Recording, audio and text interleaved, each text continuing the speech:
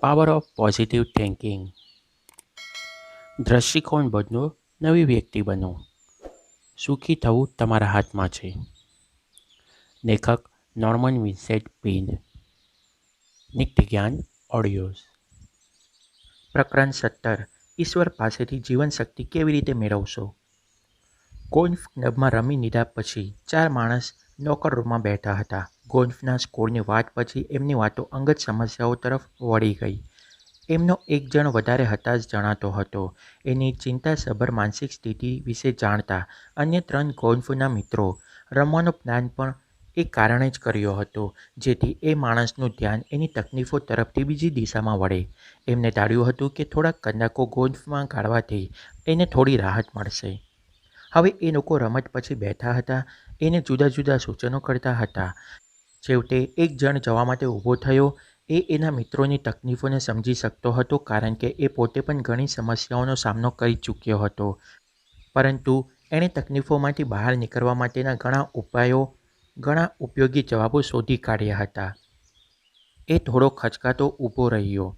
પછી એના મિત્રના ખભા પર હાથ મૂક્યો. એને કહ્યું, "જ્યોર્જ, હું તને ઉપદેશ આપી રહ્યો છું એવું માનજે નહીં. હું એવું કરવા માંગતો પણ નથી, છતાં હું તને કશુંક સૂચવવા ઈચ્છું છું. મેં એમાંથી જ મારી તકલીફોનો માર્ગ શોધ્યો છે. જો તું એનું પાલન કરે તો જેમ મને ફાયદો થયો છે તેમ તને પણ થશે. એ માર્ગ છે ઈશ્વર પાસેથી શક્તિ મેળવવી." એના મિત્રની પીઠ ઉપર પ્રેમપૂર્વક ધબ્બો માર્યો અને ત્યાંથી ગયો. બીજા લોકો એને કરેલા સૂચન પર વિચારતા રહ્યા. છેવટે હતાશ માણસ બોલ્યો, "એ શું કહેવા માંગે છે એ હું જાણું છું. ઈશ્વર ક્યાં છે એ પણ હું જાણું છું. પણ એની પાસેથી શક્તિ કેવી રીતે મેળવવી એ હું જાણતો નથી. મારે એ જાણવાની જ જરૂર છે." સમય જતાં એને પોતાની મેળે જ રસ્તો શોધી લીધો. એને ઈશ્વર પાસેથી શક્તિ મળી. એનું જીવન બદલાઈ ગયું. હવે એ એક સ્વસ્થ અને સુખી માણસ છે. ગોલ્ફ ક્લબમાં આપવામાં આવેલી સલાહ ખરેખર સમજદારીભરી હતી. આજે અનેક લોકો દુઃખી અને હતાશ છે. તેઓ પોતાની જાતથી કે પરિસ્થિતિઓથી જરા પણ સુખી નથી, ખરેખર સુખી નથી. એમણે ઉચ્ચ શક્તિ, ઈશ્વર પાસેથી તાકાત કેવી રીતે મેળવવી, એમાં જ ખરું રહસ્ય છુપાયેલું છે. આ વિશે હું મારો અંગત અનુભવ જણાવવા માંગુ છું. હું યુવાન હતો ત્યારે મને એક યુનિવર્સિટીની કમ્યુનિટી માટેના મોટા ચર્ચમાં બોલાવવામાં આવ્યો હતો. મારા શ્રોતાઓ તરીકે યુનિવર્સિટીના પ્રોફેસરો અને શહેરના અગ્રગણ્ય નાગરિકો આવવાના હતા. મને આવી સુંદર તક આપનાર લોકોને મારામાં મૂકેલા વિશ્વાસને હું સાચો સાબિત કરવા માંગતો હતો. એ માટે હું ખૂબ મહેનત કરીને તૈયારી કરી હતી. એ કારણે હું વધારે પડતું દબાણ અનુભવવા લાગ્યો હતો. દરેક જણે ખૂબ જ મહેનત કરવી જોઈએ, પરંતુ તમારે એટલી બધી મહેનત કરવી જોઈએ નહીં કે તમે કુશળતાપૂર્વક કામ કરી શકો નહીં. તમારી જાત ઉપર વધુ પડતું દબાણ આપવાની જરૂર હોતી નથી. એ ગોલ્ફનો શોટ મારવા જેવું છે. બોલને વધારે પડતા બળથી કિલ કરવાની કોશિશ કરશો તો તમે શોટ જ બરાબર મારી શકશો નહીં. તમારા કામ વિશે પણ એવું જ બની શકે. હું થાક અનુભવવા લાગ્યો હતો, નર્વસ થવા લાગ્યો હતો અને મારામાં સામાન્ય તાકાત પણ અનુભવી શકતો ન હતો. એક દિવસ મેં મારા ખૂબ જ નિકટના મિત્ર પ્રોફેસર સ્વર્ગવાસ યુ.એમ. ટિનરને મળવાનું નક્કી કર્યું. એ ખૂબ જ સારા શિક્ષક હતા. એમને માછલી પકડવાનો અને શિકારે જવાનો શોખ હતો. એ પૂરેપૂરા બળવીર પ્રકારના વ્યક્તિ હતા. એ બહારના જગતમાં ફરવાનું પસંદ કરતી વ્યક્તિઓમાંના એક હતા. મને ખબર હતી કે જો એ યુનિવર્સિટીમાં નહીં હોય તો માછલી પકડવા માટે તળાવમાં ગયા હશે. એ ત્યાં જ હતા. મારો અવાજ સાંભળીને એ તળાવના કાંઠે આવ્યા. "માછલીઓ પકડવાની તૈયારીમાં છે, આવી જા," એમણે કહ્યું. હું એમની નાવમાં બેઠો અને થોડી વાર માટે ફિશિંગ કર્યું. "શું વાત છે બેટા?" એમને સમજણપૂર્વક પૂછ્યું. મેં એમને બધી જ વાત કરી. હું કેટલી બધી મહેનત કરી રહ્યો છું, એ કારણે હું કેટલો બધો નર્વસ થઈ ગયો છું. મારામાં શક્તિ જ બચી ન હોય એવું મને લાગે છે, મેં કહ્યું. એમણે સ્મિત કર્યું. "કદાચ તું વધારે પડતી મહેનત કરી રહ્યો છે." નાવ કાંઠે પહોંચી ત્યારે એમણે કહ્યું, "ઘરમાં ચાલ." અમે કેબિનમાં દાખલ થયા ત્યારે એમણે મને આદેશ આપ્યો, "પેલા કાઉચ પર સૂઈ જા. હું તને કશુંક વાંચી સંભળાવવા માંગુ છું. આંખો બંધ કરી દે. રિલેક્સ. હું વાંચું છું એ સાંભળ." મેં એમની આજ્ઞાનું પાલન કર્યું અને વિચાર્યું કે કદાચ મને કોઈ ફિલોસોફિકલ કે મારું ધ્યાન બીજે ખેંચાય એવું વાંચન કરશે, પરંતુ એ બોલ્યા, "આ રહ્યું, હું વાંચતો હોઉં ત્યાં સુધી શાંતિથી સાંભળજે. આ શબ્દો તારી ભીતર ઉતરવા દે." એ વાંચવા લાગ્યા. "શું તને ખબર નથી? શું તને સાંભળ્યું નથી કે આ દુનિયાના સર્જનહાર ઈશ્વર ક્યારેક થાકતો નથી? એ ક્યારેય નિર્બળ બનતો નથી. એની સમજણની કોઈ સીમા નથી. એ નિર્બળને શક્તિ આપે છે અને જેનામાં શક્તિ હોતી નથી એને શક્તિથી ભરી દે છે. યુવાનો પણ અશક્ત બની શકે છે, નબળાઈ અનુભવી શકે છે, એ લોકો સાવ જ તૂટી જઈ શકે છે. પરંતુ જે લોકો ઈશ્વરના ભક્ત છે, એમનામાં ઈશ્વર નવી શક્તિ પૂરે છે. તેઓ ગરુડની જેમ પાંખોથી ઊંચે ઉડી શકે છે. એ લોકો દોડશે છતાં થાકશે નહીં. તેઓ ચાલશે છતાં નબળાઈનો અનુભવ કરેશે નહીં. ઈસાઈ 40:28-31. પછી એમને પૂછ્યું, "તું જાણે છે આ હું શામાંથી વાંચું છું?" "હા, ઈસાઈ 40મું પ્રકરણ." મેં જવાબ આપ્યો. "તું બાઇબલ વિશે જાણે છે?" એથી હું ખુશ થયો છું. એમણે કહ્યું, "તું આની પ્રેક્ટિસ કેમ નથી કરતો? હવે રિલેક્સ થઈ જા. 3 વાર ઊંડા શ્વાસ લે, અંદર અને બહાર, ધીરે ધીરે. ઈશ્વરના ધ્યાનમાં આરામ કરવાની પ્રેક્ટિસ કર. એનો ટેકો લઈને અને એનો આધાર અને એની તાકાત મેળવીને પ્રેક્ટિસ કર. એ તને એ બધું જ આપી રહ્યા છે. એવી આસ્થા ધરાવ અને એ તાકાત સાથેનો સંપર્ક ગુમાવજે નહીં. તારી જાતને પૂરેપૂરી એના હવાલે કરી દે અને એને તારામાં વહેવા દે. તારા કામમાં પૂરતી શક્તિ લાવી દે. એ તારે કરવાનું જ છે, પરંતુ એને આરામથી અને સહેલાઈથી કરો. બેઝબોલની રમતમાં કોઈ બેટર એના બેટને સ્વાભાવિક રીતે વીંજે છે. બોલને મેદાનની બહાર ફેંકવાની કોશિશ કરતો નથી. એ એની સર્વશ્રેષ્ઠ ક્ષમતાના પ્રમાણમાં જ એનું કામ કરે છે અને એને પોતાની જાતમાં વિશ્વાસ હોય છે. એ જાણતો હોય છે કે એના અદરક શક્તિ ભરેલી છે. પછી એ એક વાક્ય ફરી બોલ્યા, "જે લોકો ઈશ્વરના ભક્ત છે, એમનામાં ઈશ્વરની નવી શક્તિ પૂરે છે."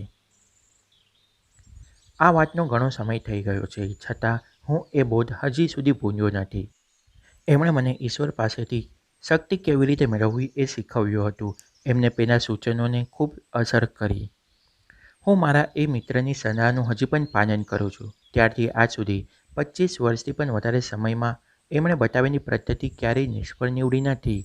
મારી જીવનમાં કામકાજથી ભરપૂર છે, પરંતુ એ ફોર્મ્યુલાના કારણે મને બધી જ જરૂરી શક્તિ મળી રહે છે. ઈશ્વરની શક્તિ મેળવવા માટે બીજી પદ્ધતિ છે દરેક સમસ્યા તરફ સકારાત્મક, આશાવાદી દ્રષ્ટિકોણ કેળવો. તમારી આસ્થામાં જેટલું ઊંડાણ હશે એના પ્રમાણમાં તમને તમારી પરિસ્થિતિઓનો સામનો કરવાનું બળ મળશે. તમારામાં જેટલી આસ્થા હશે એટલું જ તમને મળશે. મેથ્યુ 9:29. એ સફળ જીવનના પાયાનો નિયમ છે. ઈશ્વરમાં શક્તિ હોય છે અને એ શક્તિ તમારા માટે બધું જ શક્ય બનાવી શકે છે. એ શક્તિ મેળવો અને એની મદદથી જીવનને સફળ બનાવો. જો તમે ઈશ્વરની શક્તિથી વિજય મેળવી શકતા હોવ તો તમારે હાર શા માટે માનવી જોઈએ? સ્પષ્ટ જવાબ મેળવવા માટે આગ્રહપૂર્વકની પ્રાર્થના કરો. શ્રદ્ધા રાખો, તમને જવાબ મળશે જ. તમે અત્યારે પણ ઈશ્વરની મદદથી તમારી તકલીફોને હલ કરી રહ્યા છો એ વાત ઉપર વિશ્વાસ રાખો. એક વ્યક્તિ અને એની પત્ની ખરેખર મુસીબતમાં હતા. મને મળવા આવ્યા. એ સજ્જન એક મેગેઝિનના ભૂતપૂર્વ સંપાદક હતા. સંગીત અને કળાના ક્ષેત્રમાં જાણીતી વ્યક્તિ હતા. એમને મિત્રતાપૂર્વક વ્યવહારને લીધે એ દરેક માણસને પસંદ હતા. એમની પત્નીએ પણ એ રીતે જ માન મેળવ્યું હતું. પત્નીની તબિયત સારી રહેતી નહોતી, એથી એ લોકો નિવૃત્ત થઈને ગામડામાં રહેવા ગયા હતા. તેઓ ત્યાં અર્ધનિવૃત્ત જીવન વિતાવતા હતા. એ સજ્જને મને જણાવ્યું કે એમને 2 હાર્ટ એટેક આવી ગયા હતા. એમાંથી એક અટેક ગંભીર હતો. એમની પત્નીની તબિયત પણ સતત ખરાબ રહેતી હતી. એ કારણે એ ઊંડી ચિંતામાં રહેતા હતા.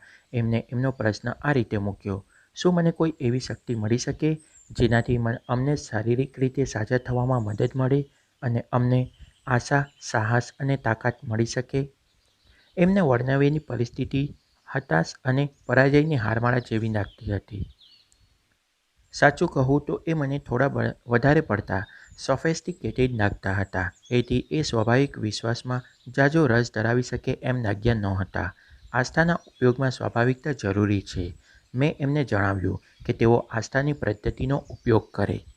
આસ્થાની પદ્ધતિનો સ્વાભાવિક રીતે પ્રયોગ કરી શકે કે કેમ એ વિશે મને શંકા છે. ખ્રિસ્તી ધર્મની ટેકનિક પ્રમાણે આસ્થાના સ્ત્રોત ખોલવા માટે શ્રદ્ધાની ખાસ જરૂર રહે છે એ પણ મેં એમને જણાવ્યું. એમને કહ્યું કે એ મક્કમ છે. એમના મન મગજ ખુલ્લા રાખ્યા અને એ મારા સૂચનોનું પાલન કરશે. એ સૂચનો ગમે તે હોય. હું એમની પ્રામાણિકતા અને એમના આત્માના ગુણોને પારખી શક્યો. ત્યાર પછી એ માણસને હું ખૂબ ચાહતો રહ્યો છું. મેં એમને એક સરળ ઉપાય બતાવ્યો. મેં એમને ન્યૂ ટેસ્ટામેન્ટ અને ભક્તિ ગીતો મોડે યાદ રહી ન જાય ત્યાં સુધી વાંચવાની સલાહ આપી. એ એના જીવનને ઈશ્વરાધીન કરી દે એ ફોર્મ્યુલાનો ઉપયોગ કર્યો. એમને એવો વિશ્વાસ વિકસાવવાની વાત પર ભાર મૂક્યો કે ઈશ્વર એમને અને એમની પત્નીને શક્તિથી ભરી રહ્યા છે. જીવનની નજીવી બાબતો માટે પણ ઈશ્વર એમને માર્ગદર્શન આપી રહ્યા છે. એવો વિશ્વાસ પતિ પત્નીએ કેળવવાનો હતો. હું એમનો ડૉક્ટરને ઓળખતો હતો અને હું એમનો પ્રશંસક હતો. મેં પતિ પત્નીને કહ્યું કે ઈશ્વર ડૉક્ટરના સહયોગથી એમના ઉપચારક કૃપા વહેવડાવી રહ્યા છે એ વાત પર આસ્થા રાખે. એ એમને મહાન ચિકિત્સક એમની સારવાર કરી રહ્યો છે એવી માનસિક છબી ઉપસાવવાની પણ સલાહ આપી. મેં એમના જેવા ઉત્સાહી લોકો ભાગ્યે જ જોયા છે. એ બંને એમની આસ્થામાં બાળક જેવા બની ગયા હતા. એમનામાં પૂર્વ ઉત્સાહ જોવા મળ્યો હતો. એઓ બાઇબલથી એટલા બધા ઉત્સાહમાં આવી ગયા હતા કે એમને વાંચેલા કોઈ અદ્ભુત અંશ વિશે મને ફોન કરતા રહેતા હતા. એ એક સાચી સર્જનાત્મક પ્રક્રિયા હતી. એ પ્રક્રિયા પતિ પત્ની બંનેમાં કામ કરી રહી હતી. બીજી વસંત ઋતુ આવી ત્યારે એ સજ્જનની પત્ની હેલેને મને કહ્યું, મેં આવી સુંદર વસંત ઋતુ ક્યારેય જોઈ નથી. આ વર્ષે ખૂબ સુંદર ફૂલો આવ્યા છે અને તમે જોયું આકાશમાં કેવા સુંદર વાદળ જાતના આકારો રચી રહ્યા છે અને સૂર્યાસ્ત વખતે કેવા અવનવા રંગો આકાશમાં દેખાય છે. આ વર્ષે પાંદડા પણ વધારે નીલા દેખાય છે અને પક્ષીઓને આટલા પ્રસન્ન અને મધુર સ્વરમાં ગાતા આ પહેલાં ક્યારેય સાંભળ્યા નથી. એને આ પ્રકારે કહ્યું ત્યારે હું સમજી ગયો કે એના આત્માનો પુનઃજન્મ થયો છે. એ શારીરિક રીતે પણ સુધારવા લાગી હતી. એની જૂની શક્તિઓનો મોટો હિસ્સો ફરીથી એનામાં વહેવા લાગ્યો હતો. હેલેનના પતિ હોરસને હૃદયની વધારે તકલીફ થઈ નહોતી અને એ શારીરિક, માનસિક અને આધ્યાત્મિક શક્તિઓથી ભર્યો થઈ ગયો હતો. એ લોકો હજી બીજા સ્તરમાં નવા લોકોની વચ્ચે રહેવા ચાલ્યા ગયા હતા અને ત્યાંની જીવન પ્રવૃત્તિઓનું કેન્દ્રસ્થાન બની ગયા છે અને એ બંને જ્યાં પણ જાય છે ત્યાં લોકોને અજબ પ્રકારની ઉર્ધ્વગામી તાકાતનો અનુભવ થવા લાગે છે. એમણે કયું રહસ્ય ખોળી કાઢ્યું હતું? માત્ર એ જ કે એમણે ઈશ્વરમાંથી શક્તિ પ્રાપ્ત કરવાની રીત શીખી લીધી હતી. માનવજાતના અસ્તિત્વ માટે ઈશ્વરની શક્તિ અદ્ભુત બાબત છે. મેં જ્યારે એના પરિણામો મળતા જોયા છે ત્યારે દીધમુખ બની ગયો છું. એનાથી ખૂબ ઊંડા, ભવ્ય અને સમગ્રલક્ષી પરિવર્તનો જોવા મળ્યા છે. એનાથી લોકોના જીવનમાં અનેક શુભ પરિણામો પ્રાપ્ત થયા છે. અંગત રીતે એ બધા પરિણામો જોઈને હું એટલો બધો ઉત્સાહિત થઈ ગયો છું કે આ પુસ્તક લખવાનું પૂરું કરવાનું મને ગમતું નથી. હું ઈશ્વરની શક્તિમાં આસ્થા ધરાવતા લોકોને મેળવેલા જીવનના અનેક પ્રસંગો, ઘટનાઓ એક પછી એક નિરૂપવાનું ચાલુ રાખી શકું તેમ છું. આ શક્તિ આપણને નિરંતર પ્રાપ્ત થતી જ રહે છે. જો તમે એના માટે દરવાજા ખોલી નાખો તો એ જોરદાર ભરતીની જેમ અંદર ધસી આવે છે. કોઈપણ સંજોગોમાં જીવતી કે કોઈપણ પરિસ્થિતિમાં રહેલી દરેક વ્યક્તિને એ પ્રાપ્ત થઈ શકે છે. આ શક્તિનો પ્રવાહ એટલો બધો પ્રચંડ છે કે એની સામે જે આવે છે એને એ દૂર કરી નાખે છે. કોઈપણ જાતનો ભય, ધિક્કારની લાગણી, માંદગી, નબળાઈઓ, નૈતિક પરાજય એ બધું જ ક્યાંક હડસેલાઈ જાય છે. જાણે એવી કોઈ બાબત તમને કદી પણ સ્પર્શી જ નથી. એનાથી તમારી જિંદગી તંદુરસ્ત, સુખ અને સારી બાબતોથી તાજી થઈ જાય છે. મેં ઘણા વર્ષોથી દારૂના વ્યસનમાં ડૂબેલા લોકોની સમસ્યાઓમાં રસ લીધો છે. એ રીતે આલ્કોહોલિક એનોનિમસ નામની સંસ્થામાં પણ ભાગ લીધો છે. આ સંસ્થાનો એક મૂળભૂત સિદ્ધાંત છે, દારૂડિયાને ખબર પડવી જોઈએ એ આલ્કોહોલિક થઈ ગયો છે અને એમાંથી છૂટવા માટે એ જાતે જ કશું જ કરી શકે તેમ નથી. એ માટે એનામાં શક્તિ જ નથી. એ પરાજિત વ્યક્તિ બની ચૂક્યો છે. જ્યારે એ આ દૃષ્ટિકોણને સ્વીકારી લે છે ત્યાર પછી એ બીજા દારૂડિયા પાસેની અને સર્વશક્તિમાન ઈશ્વર પાસેથી મદદ મેળવવાની સ્થિતિમાં હોય છે. એક બીજો સિદ્ધાંત છે. એનામાં શક્તિ મેળવવા માટે ઈશ્વર પર આધાર રાખવાની તૈયારી હોવી જરૂરી છે. એનામાં જે તાકાત નથી એ એને ઈશ્વર પાસેથી પ્રાપ્ત થઈ રહી છે. એ વિશે પણ એનામાં શ્રદ્ધા હોવી જરૂરી છે. માણસના જીવનમાં આ શક્તિને કામ કરતી જોવાનો અનુભવ અત્યંત રોમાંચક અને આનંદથી ઘર ફરાવી દે તેવો હોય છે. બીજી કોઈ તાકાત આ શક્તિની સરખામણી કરી શકે તેમ નથી. ભૌતિક શક્તિઓની ઉપલબ્ધિ રોમાંચક બાબત છે. માણસ નિયમો શોધે છે, એને ઘડે છે અને એના દ્વારા અનન્ય સિદ્ધિઓ મેળવે છે. આધ્યાત્મિક શક્તિ પણ નિયમોને અનુસરે છે. આ નિયમો પર મેળવેલું પ્રભુત્વ માનવ સ્વભાવોના કોઈ પણ જટિલ ક્ષેત્રમાં અદ્ભુત પરિણામ લાવી શકે છે. કોઈ પણ મશીનને યોગ્ય રીતે ચલાવવું એક વાત છે. માનવ સ્વભાવને યોગ્ય રીતે ચલાવવું જુદી વાત છે. એ માટે સર્વશ્રેષ્ઠ આદતની જરૂર પડે છે, પરંતુ એ કામ તો કરે જ છે.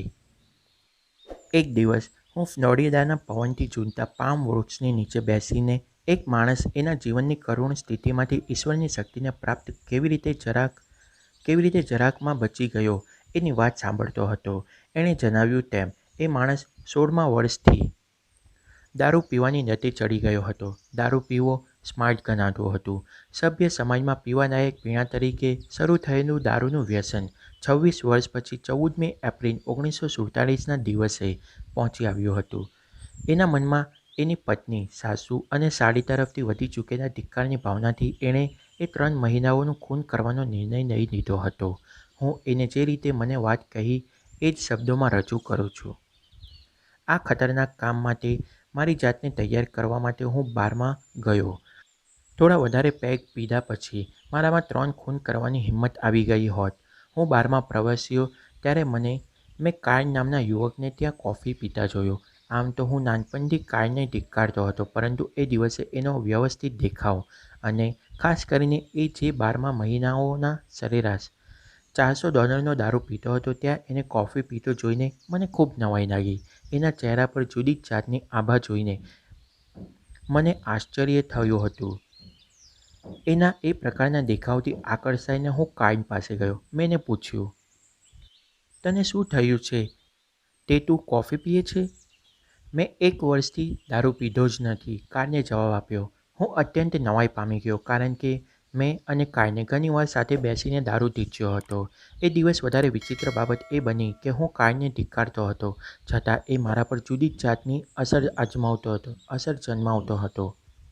જ્યારે એણે મને પૂછ્યું, એડ, તને કોઈવાર દારૂ છોડવાની ઈચ્છા થઈ છે? ત્યારે હું એની વાત ધ્યાનથી સાંભળ્યા વિના રહી શક્યો નહીં. હા, હજારો વાર મને એવી ઈચ્છા થઈ છે, મેં કહ્યું. કાર્લે સ્મિત કર્યું અને બોલ્યો, જુઓ, તું તારી દારૂ પીવાની લતથી છૂટવા માંગતો હોય તો નશો કરવાનું છોડીને પ્રેસ્બાટેરિયન ચર્ચમાં શનિવારે 9 વાગ્યે જજે. એ આલ્કોહોલિક એનોનિમસની મીટિંગ છે. મેં એને કહ્યું, મને ધર્મમાં રસ નથી, તેમ છતાં કદાચ હું આવીશ. મને બહુ રસ પડ્યો ન હતો, છતાં હું એની આંખોમાં દેખાતી ચમકને મારા મગજમાંથી કાઢી શક્યો ન હતો. કાર્લે હું તે મીટિંગમાં હાજરી આપું એ માટે આગ્રહ કર્યો નહીં, પણ ફરીથી કહ્યું કે જો હું મારા માટે કશુંક પણ કરવા ઈચ્છતો હોઉં તો એને એના સાથીદારો પાસેથી મારી સમસ્યાઓનો જવાબ હતો. એટલું કહ્યા પછી કાર્લ ત્યાંથી ચાલ્યો ગયો. હું બારમાં મારા ડ્રિંક્સનો ઓર્ડર આપવા માટે તૈયાર ઊભો હતો, પણ ગમે તે કારણે મારી ઈચ્છા મરી ગઈ હતી. એથી હું ઘરે પાછો ફર્યો. એ મારા માટે એકમાત્ર ઘર બચ્યું હતું, મારી માનું ઘર. અહીં હું તમને જણાવું કે હું 17 વર્ષ પહેલાં એક ખૂબ સરસ છોકરીને પરણ્યો હતો, પરંતુ મારા આકરા સ્વભાવ અને મારું દારૂ પીવાની લતને લીધે એણે મારામાંથી શ્રદ્ધા ગુમાવી દીધી હતી. છેવટે એને છૂટાછેડા લેવાનો નિર્ણય કર્યો હતો. મેં મારી નોકરી અને મારી ભૌતિક સંપત્તિ જ ગુમાવી નહોતી, મારો ઘર સંસાર પણ તદ્દન તૂટી ચૂક્યો હતો. મારી માના ઘરે પહોંચ્યા પછી સવારના 6 વાગ્યા સુધી હું બોટલ સાથે કુસ્તી કરતો રહ્યો હતો, છતાં ડ્રિંક્સ લઈ શક્યો ન હતો. હું કાર્લના દેખાવ વિશે વિચારતો રહ્યો હતો. એથી શનિવારે સવારે હું કાર્લ પાસે ગયો અને મીટિંગના સમયે રાતના 9 વાગ્યા સુધી દારૂ ન પીવા માટે શું કરવું જોઈએ એના વિશે જ વાતો કરતો રહ્યો. કાર્લે કહ્યું, તું જ્યારે પણ બારમાં આવે કે વિસ્કી બિયર મળતા હોય એવા સ્થળે પહોંચે ત્યારે દરેક વખતે એક નાનકડી પ્રાર્થના કરજે, ભગવાન, કૃપા કરીને તમે મને આ જગ્યામાંથી બહાર કાઢો. એણે ઉમેર્યું, ત્યાર પછી મુઠ્ઠીઓ વાળીને દોડવા માંડજે. એ ઈશ્વર સાથે સહકાર કરવા જેવું કામ હશે. એ તારી પ્રાર્થના સાંભળશે અને તારા ભાગે દોડવાનું આવશે. કારણે મને કહ્યું એ પ્રમાણે જ મેં કર્યું. કેટલાક કલાકો સુધી ચિંતિત અને દહોવાયેલા હું મારી બહેનની સાથે શહેરની શેરીઓમાં ભટકતો રહ્યો. છેવટે 8 વાગ્યે મારી બહેને કહ્યું, એડ, તું મીટિંગમાં હાજરી આપવાનો છે. એ જગ્યા અને આ જગ્યાની વચ્ચે દારૂ પી શકાય એવા 7 સ્થાનો છે. 7 સ્થાનો આવે છે. હવે તું એકલો જા. જો તું દારૂ પીધા વિના રહી શકે કે નહીં અને પીધેલી હાલતમાં ઘરે પાછો ફરશે તો પણ અમે તને પ્રેમ કરીશું અને શ્રેષ્ઠ બાબત માટે આશા રાખીશું. પરંતુ કોણ જાણે કેમ મને લાગે છે કે આ મીટિંગ તે અત્યાર સુધી જેમાં હાજરી આપી છે એ કરતાં અલગ હશે. ઈશ્વરની મદદથી હું એ 7 જગ્યાઓને પસાર કરી ગયો. ચર્ચના દરવાજા પાસે જ મેં ડ્રિંક લેવાના મારા પ્રિય જગ્યાઓમાંની એક જગ્યાનું બોર્ડ મારી સામે તાકતું જોયું. એ વખતે એ બારમાં જવું, એ આલ્કોહોલિક્સ એનોનિમસની મીટિંગમાં જવું, એ વિશે મારા મનમાં ચાલેલા સંઘર્ષને હું કદી પણ ભૂલી શકીશ નહીં. પરંતુ મારાથી મહાન શક્તિએ મને મીટિંગ તરફ ખેંચ્યો. મીટિંગ રૂમમાં પહોંચ્યો ત્યારે હું એક સમયે જેને ધિક્કારતો હતો એ કાર્ડ મારી સાથે જોરદાર હસ્તધૂનન કર્યું અને હું આભો થઈ ગયો. એના તરફથી મારો ધિક્કાર દૂર થઈ રહ્યો હતો. સમયના દરેક ક્ષેત્રમાંથી આવેલા લોકો સાથે ઓળખાણ કરાવવામાં આવી. ત્યાં ડૉક્ટર, વકીલો, ઈંટ ઢાળવાવાળા, મિલના માલિકો, કોલસાની ખાણમાં કામ કરતા મજૂરો, કડિયાઓ, પ્લાસ્ટર લગાવનાર મજૂરો, દરેક પ્રકારના લોકો ઉપસ્થિત હતા.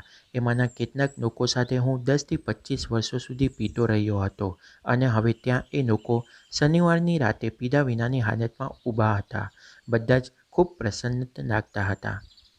એ મીટિંગમાં શું બન્યું એ લગભગ ધૂંધળું છે.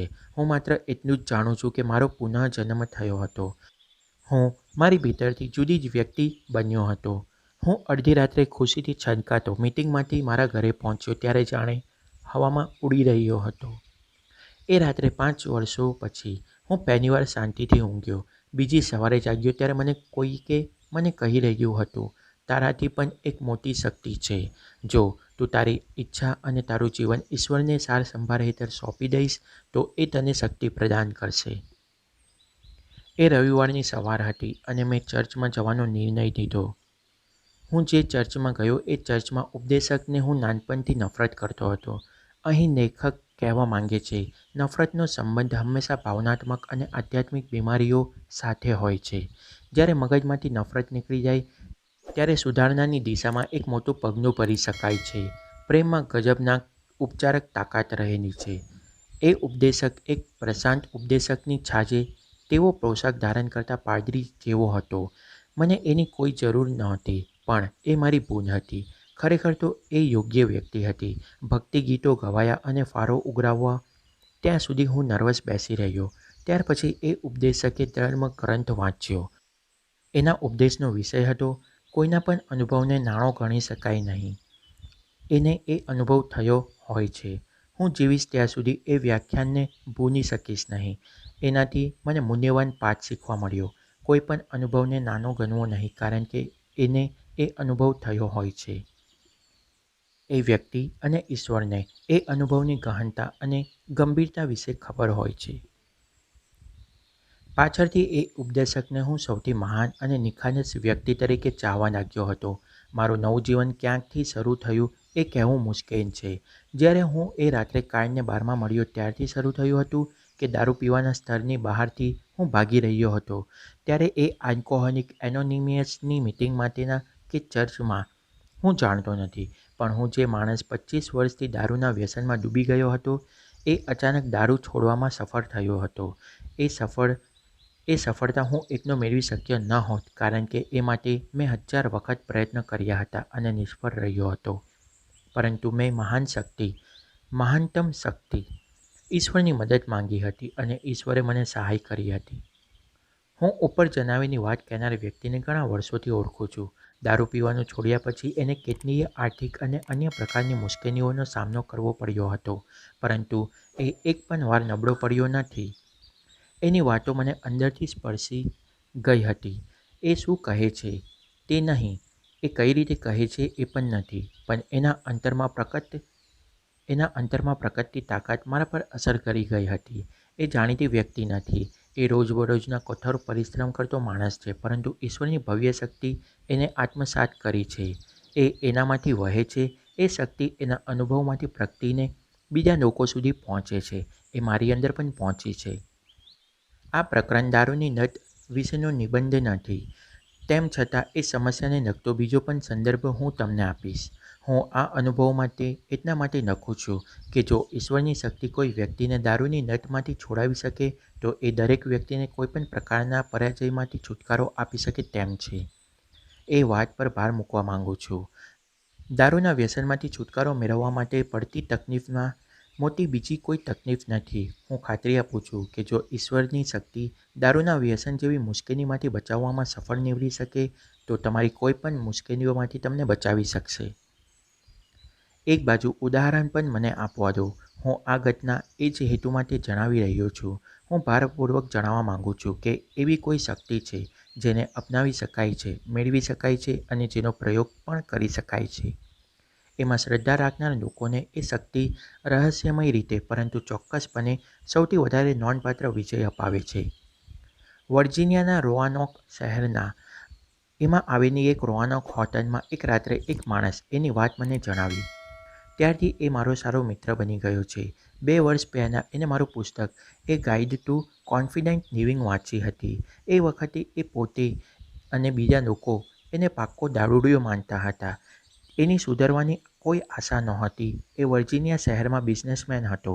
દારૂ પીવાના વ્યસન હોવા છતાં એ એની કુશળતાને લીધે પોતાનો ધંધો જમાવી શક્યો હતો. દારૂ પીવા પર એનો જરા પણ અંકુશ નહોતો. એ કારણે એની પરિસ્થિતિ બગડવા લાગી હતી. મારું પુસ્તક વાંચ્યા પછી એને વિચાર આવ્યો કે જો એ ન્યૂયોર્ક પહોંચે તો એને દારૂના વ્યસનમાંથી મુક્તિ મળી શકે. એ ન્યૂયોર્ક પહોંચ્યો ત્યારે ખૂબ પીધેલો હતો. એનો મિત્ર એને હોટલમાં લઈ ગયો અને ત્યાંથી ચાલ્યો ગયો. એ જ્યારે થોડો ભાનમાં આવ્યો ત્યારે એને હોટલમાં બેન બોયને બોલાવ્યો અને કહ્યું કે એ ટાઉન હોસ્પિટલમાં જવા માંગે છે. એ હોસ્પિટલ આલ્કોહોલિક્સ માટે જાણીતી છે. એ વખતે ડૉક્ટર સિન્કવર્થ એના પ્રમુખ હતા. તેઓ આલ્કોહોલિઝમના ક્ષેત્રમાં શ્રેષ્ઠતમ વ્યક્તિ હતી. હવે તેમનું મૃત્યુ થઈ ગયું છે, પણ તેઓ કદી પણ વિસરવાના નથી. એના ગજવામાં પડેલા 100 કે વધારે ડોલર લૂંટી લીધા પછી બેન બોય એને હોસ્પિટલ પહોંચાડ્યો. થોડા દિવસો સારવાર આપ્યા પછી ડૉક્ટર સિન્કવર્થ એને મળવા આવ્યા અને કહ્યું, ચાર્લ્સ, અમે તમારા માટે જેટલું કરી શકીએ એટલું કરી લીધું છે. મને લાગે છે કે હવે તમે સાજા થઈ ગયા છો. સામાન્ય રીતે ડૉક્ટર સિન્કવર્થ એ રીતે વર્તતા નહોતા, પરંતુ આ કિસ્સામાં એ જે રીતે વર્ત્યા તેના પરથી ખ્યાલ આવે છે કે કોઈ ઉચ્ચ શક્તિ એમને દોરી રહી હતી. ચાર્લ્સ હજી પણ થોડો અસ્થિર હતો. એ બહાર નીકળ્યો અને માર્બલ કોલેજિયન્ટ ચર્ચની ઓફિસના દરવાજાની બહાર ઊભો રહ્યો. આ ચર્ચ એક વેસ્ટર્ન 29મી શેરી, ન્યૂયોર્ક સિટીમાં આવેલું છે. એ દિવસે કાયદેસરની રજા હોવાના કારણે ચર્ચ બંધ હતું. એવી રજાઓ સિવાય ચર્ચ હંમેશા ખુલ્લું જ હોય છે. એ અનિશ્ચય સાથે ત્યાં ઊભો હતો. એ ચર્ચમાં બેસીને પ્રાર્થના કરવાની ઈચ્છા ધરાવતો હતો. ચર્ચમાં પ્રવેશ કરી શકાય તેમ નહોતું. એથી એને એક વિચિત્ર કામ કર્યું. એને એના બટવામાંથી એનો વિઝિટિંગ કાર્ડ કાઢ્યો અને મેઇન બોક્સની જગ્યામાંથી દરવાજાની અંદર નાખ્યો. એને એવું કર્યું એ ક્ષણે જ એની ભીતર શાંતિની પ્રબળ લહેર ફેલાઈ ગઈ. એને મુક્તિનો અદ્ભુત અહેસાસ થયો. એને ચર્ચના દરવાજા પર માથું મૂક્યું અને બાળક જેમ રડવા લાગ્યો. એને ખબર પડી ગઈ કે હવે એ મુક્ત થઈ ગયો છે. એનામાં કોઈક જોરદાર પરિવર્તન આવી ગયું છે. આ સત્યની સાબિતી એ છે કે ત્યાર પછી એને પાછળ વળીને જોયું નથી. એક ક્ષણથી એને હંમેશને માટે દારૂ પીવાનું છોડી દીધું છે. આ ઘટના અસરકારક લાગે એના એવા અનેક પાસાઓ છે. એક, ડૉક્ટર સિન્કવર્થે કોઈ એક માનવશાસ્ત્રીય, આધ્યાત્મિક અને જો આપણે કહીએ તો કોઈક કુદરતથી પણ એવી ક્ષણે એને હોસ્પિટલમાંથી રજા આપી હોય એવું જણાય છે. એનાથી ડૉક્ટર પોતે દૈવીય માર્ગદર્શનથી પ્રેરાયા હતા એવો સંકેત મળે છે. જ્યારે ચાર્લ્સ 2 વર્ષ પછી હોટેલ રોઆનોકમાં મને આ વાત કહી ત્યારે મને એવી અનુભૂતિ થઈ કે એ વાત શબ્દશઃ આ અગાઉ સાંભળી છે, પરંતુ એને એ પહેલાં આ વાત મને ક્યારેય કહી નહોતી. એ પહેલાં મેં એની સાથે ક્યારેય વાત પણ નહોતી કરી. મને થયું કે કદાચ એને એ વિશે મને પત્રમાં લખ્યું હોય અને મેં તે વાંચ્યું હોય. એણે મને કહ્યું તેમ એને કદી પણ મને પત્ર લખ્યો નથી. પછી મેં એને પૂછ્યું, મારી કોઈ સેક્રેટરીને, મારા સાથીદાર કે મારી સાથે સંપર્કમાં હોય એવી કોઈ પણ વ્યક્તિને એને આ વાત જણાવી છે? એને એની પત્ની સિવાય બીજી કોઈ વ્યક્તિને આ વાત જણાવી જ નહોતી અને એની પત્ની એ રાત પહેલાં હું મળ્યો ન હતો. દેખીતી રીતે એ ઘટના જે વખતે બની એ જ વખતે મારા અર્ધજાગ્રત મનમાં ટ્રાન્સમિટ થઈ હોવી જોઈએ, જે હવે મને યાદ આવી ગઈ હતી. એને ચર્ચમાં મેઇન બોક્સમાં એનો કાર્ડ શા માટે નાખ્યો? કદાચ પ્રતિકાત્મક રીતે એ એના આધ્યાત્મિક ભવનમાં ઉપસ્થિત થઈ રહ્યો હતો. એ ઈશ્વર સમક્ષ હાજર થઈ રહ્યો હતો. એ ક્રિયા નાટકાત્મક અને પ્રતિકાત્મક રીતે એને એના પરાજયમાંથી અલગ કરી રહી હતી. એ ઉચ્ચતમ શક્તિ ઈશ્વર સમક્ષ વળી રહ્યો હતો અને ઈશ્વરે તરત જ એને બાથમાં લઈને એની સારવાર કરી હતી. આ ઘટના દર્શાવે છે કે જો વ્યક્તિમાં ઊંડી ઈચ્છા હોય, જો પ્રબળ આકાંક્ષા હોય અને ઈશ્વરની શક્તિ સુધી પહોંચવાની અદમ્ય ઈચ્છા હોય, તો એ શક્તિ એને આપવામાં આવી જ છે. આ પ્રકરણમાં મેં માનવીય અનુભવના ખજાનામાંથી વિજયની ઘટનાઓ રજૂ કરી છે. એ દરેક પ્રસંગ, ઘટના જીવનને નવું રૂપ આપનારી શક્તિઓની સતત ઉપસ્થિતિ અને એ પ્રાપ્ત કરી શકવાની શક્યતાઓનો નિર્દેશ કરે છે. એ શક્તિ આપણાથી અલગ છે, પણ આપણા ભીતર જ છે. દારૂની લત તમારી સમસ્યા નહીં હોય, પણ એના ઉદાહરણો ઈશ્વરની શક્તિ કોઈ માણસની સૌથી મુશ્કેલ સમસ્યાની સારવાર કરી શકે છે. એ સત્યને ભારપૂર્વક પુષ્ટિ આપે છે. એ સત્ય આ પ્રકરણ અને આ આખા પુસ્તક સાથે જોડાયેલું છે. એવા કોઈ સમસ્યા કે મુશ્કેલી કે પરાજય નથી જેને તમે સકારાત્મક વિચારશૈલી અને ઈશ્વરની પ્રાર્થના દ્વારા ઉકેલી શકો નહીં. તમે એના પર વિજય મેળવી શકો છો. એ પદ્ધતિઓ સહેલી અને સરળતાથી અમલમાં મૂકી શકાય એવી છે. અહીં નીચે આપેલા પત્ર લખનાર વ્યક્તિને ઈશ્વરને જે રીતે મદદ આપી એવી જ મદદ તમને પણ મળશે જ. પ્રિય ડૉક્ટર પેન, અમે તમને પહેલીવાર મળ્યા અને અમે માર્બલ ચર્ચમાં આવવાનું શરૂ કર્યું ત્યારથી અમારી સાથે બની રહેલ અદ્ભુત બાબતો ચમત્કારથી ઓછી જણાતી નથી. અત્યારથી બરાબર 6 મહિના પહેલાં હું આખો તૂટી ચૂક્યો હતો. હું હજારો ડોલરના દેવામાં ડૂબી ગયો હતો. શરીરની બીમારીઓનો તદ્દન નંખાઈ ગયો હતો. વધારે પડતો દારૂ પીવાના વ્યસનને લીધે આ જગતમાં મારો કોઈ મિત્ર રહ્યો ન હતો.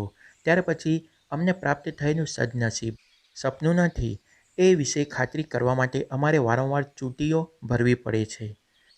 તમે જાણો છો તેમ 6 વર્ષ પહેલાં માત્ર દારૂનું વ્યસન જ મારી એકમાત્ર સમસ્યા નહોતી. મને કહેવામાં આવ્યું છે તેમ મારા જેવો નકારાત્મક વલણ ધરાવતો બીજો કોઈ માણસ તમે જોયો ન હતો. એ વાત તો માત્ર અર્ધ સત્ય છે, કારણ કે હું અનેક ચોટથી પીડાતો હતો. મારામાં રહેલી અનેક પ્રકારની ચીડથી ખદબડતો હતો. હું સૌથી વધારે બીજા લોકોની ટીકાઓ કરનાર, અધીરો અને ગર્વિષ્ઠ વ્યક્તિ હતો. તમે તમારી યાત્રા દરમિયાન આ પ્રકારના માણસોને ભાગ્યે જ મળી શકશો. હવે હું બધા દુર્ગુણોને પાર કરી ચૂક્યો છું એવું મહેરબાની કરીને માનશો નહીં. હું એવું કરી શક્યો નથી. હું એવા પ્રકારના લોકોમાંનો એક છું જેને પોતાની જાતને સુધારવા માટે દરરોજ સખત મહેનત કરવાની હોય છે, પરંતુ ધીરે ધીરે તમે ચીંધેલા માર્ગ પર ચાલીને હું મારા પર કાબૂ મેળવવાની અને મારા સાથીદારોને ઓછામાં ઓછી ટીકા કરવાનું શીખી રહ્યો છું. જાણે હું કેદખાનામાંથી છૂટી રહ્યો છું. મેં સપનામાં પણ ધાર્યું નહોતું કે જિંદગી આટલી બધી સંપૂર્ણ અને અદ્ભુત હોઈ શકે. તમારો હસ્તાક્ષર ડિક. મહાન શક્તિઓનો લાભ શા માટે લઈ શકાય નહીં? નિત્ય જ્ઞાન ઓડિયોઝ. ઉપસંહાર. હવે તમે આ પુસ્તક આખું સાંભળી લીધું છે. તમે એમાં શું સાંભળ્યું? માત્ર સફળ જીવન જીવવા માટે વ્યવહારિક અને જેનો અમલ કરી શકાય એવી કેટલીક પદ્ધતિઓ. તમે આસ્થા વિકસાવવા માટે અને એની પ્રેક્ટિસ કરવા માટેની ફોર્મ્યુલા વિશે સાંભળ્યું છે. આ ફોર્મ્યુલા કોઈપણ પરાજયને વિજયમાં ફેરવી નાખવા માટે તમને મદદ કરશે. જે લોકોએ આસ્થા દાખવી છે અને એમને સૂચવવામાં આવેલ ટેકનિક્સનો અમલ કર્યો છે, એવા લોકોના ઉદાહરણ આપવામાં આવ્યા છે. આ પદ્ધતિઓનો અમલ કરીને તમે પણ એમના જેવા જ પરિણામો મેળવી શકો છો એ વાત દ્વારા આ ઉદાહરણો દ્વારા દર્શાવવાનો ઉદ્દેશ્ય છે. પરંતુ ફક્ત સાંભળી જવાની જ સફળતા મળશે નહીં. હવે તમે ફરીથી પાછળ જાઓ અને આ પુસ્તકમાં આપવામાં આવેલી બધી જ પદ્ધતિઓને લગનથી પ્રેક્ટિસ કરવાનું શરૂ કરો. જ્યાં સુધી તમને અપેક્ષિત પરિણામો મળે નહીં ત્યાં સુધી. સંપૂર્ણ ધ્યાન સાથે એનો અમલ કરવાનું ચાલુ રાખો. હું સાચા મનથી તમને મદદ કરવા માંગતો હતો, એથી જ મેં આ પુસ્તક લખ્યું છે.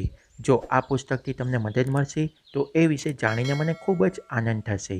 મને આ પુસ્તકમાં આલેખાયેલા સિદ્ધાંતો અને ફોર્મ્યુલામાં ઊંડી શ્રદ્ધા છે.